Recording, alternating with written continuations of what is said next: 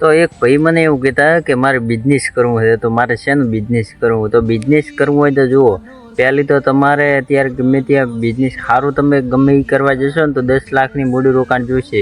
બીજું કે તમારું, અને તમને હવે 10 લાખમાં કેવું છે કે તમે એમાં જો તમારું એમાં સર્કલ પણ જુએ, અને એમાં તમારો વિશ્વાસ ખુદને હોવો જોઈએ કે મારે ગ્રાહકી આવશે, મારે કોઈ ટેન્શન છે જ નહીં, મારે ગ્રાહકી રોજ રહેશે, તો જ ધંધો કરવા બેસાય. અને મૂડી રોકાણ કા પછી એટલું રોકાય નહીં.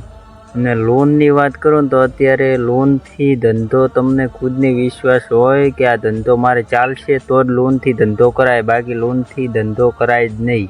આ પહેલી ભાઈ વાત કરી દઉં. એટલે અત્યારે લોકોને કેવું છે કે હું જેવો ધંધો કરું ને એવો જ હું ચાલી જાઉં. ના ભાઈ, આના માટે ધંધા માટે ગમે તે તમારે ભોગ તો હાલવો જ પડે. તમે ગમે ત્યાં કોઈક શીખવા જાઓ ને તો તમારે 6 મહિના 12 મહિના ભરો ત્યારે તમને કંઈક શીખવા મળે. એક દિવસમાં શીખાતું નથી. તો આપણે વિચારો, એક દિવસમાં ધંધો ક્યારેય જામે નહીં. એના માટે ભોગ હાલવો પડે 12 મહિના 2 વર્ષ, તો જ ધંધો સારો ચાલે. એક દિવસમાં કરોડપતિ ના બનાય. એના અત્યારે જે હારા વ્યક્તિ જે વેપારીઓ છે, મોટા મેન વેપારીઓ, એમને તમે કદાચ પૂછશો કે તમે કેટલો ભોગ આલ્યો, તમે શું કર્યું, તો લગભગ 40 થી 20 વર્ષ તો ઉપર જ એમણે ભોગ આલેલો હોય છે, 40. અને અમુક તો એવું કહેતા હોય કે આ મારો બાપ દાદાનો ધંધો જ હતો રોજનો.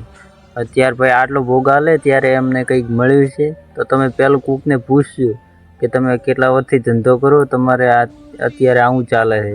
હવે ડાયરેક્ટ આપણે કે આમાં મળતર સારી છે ને આ ધંધો કરીને બેસી જઈએ, એ ધંધો નહીં. પહેલું કોકનું પૂછવાનું, લેવાનું કે શું આ કેવી રીતે ધંધો મારે કરવો, અને આ કરવો હોય તો કેટલો ભોગ શું કરવું પડે એમ. પછી તમારા ટેલેન્ટ ઉપર જાય, તમારું સર્કલ ઉપર જાય.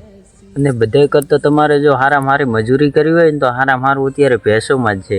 જેમ કે ભેંસોમાં તમારે બધું ઘરનું ખેતર ને બીજું બધું ચારને બીજી ઘરની હોવી જોઈએ, કેમ કે બહારથી લાવીને નાખો તો એમાં કોઈ નથી વધતું. એટલે બધું ભેંસોમાં સારી કમાણી છે, એમાં પ્રોફિટ સારું બેસે છે. તો એની પણ તમે એક ભેહો રાખ્યો હોય તો તમારે આવક મહિને 50,000ની થઈ જાય છે. પણ એના માટે મજૂરી કરવી પડે, મજૂરી ચોખ્ખી કરવી પડે. તમે કહો હવે મારે ઓફિસમાં જઈને બેસવું, એમ કોઈ પૈસા ના પડે. એના માટે તો આગળ પ્રયાસ કરવા પડે, મહેનત કરવી પડે વધારે, તો જ દી થાય. અને આના હું તો ગણું છું કે ભેંસોથી હું જાણે બારે ધંધા કરીને આવ્યા ને, એ તો એવું જ ગણે છે કે આજ સારું છે, બારે ધંધા કરાય જ નહીં. અને કોઈ ટેન્શન વગર, કોઈ ચિંતા નહીં કે આજ ગ્રાહક આવશે આજ નહીં આવે. તો સારું છે આ.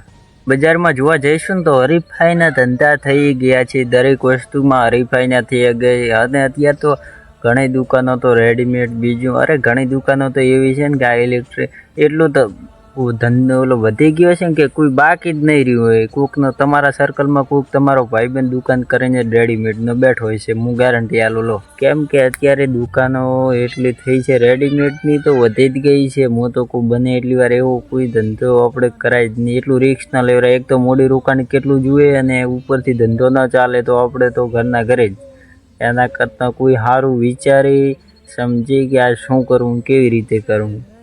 ને તમે વધારે માહિતી માટે આવા વિડીયો દેખતા રહેજો, તો તમને કંઈક શીખવા મળશે. મારા ખુદના અનુભવ બોલે છે. હું કોઈ શિખામણ નથી લેતો કે આમ કહેવાનું આમ કહેવાનું. મારા ખુદના અનુભવ, હું બજારમાં જઈને આવ્યો રેડી.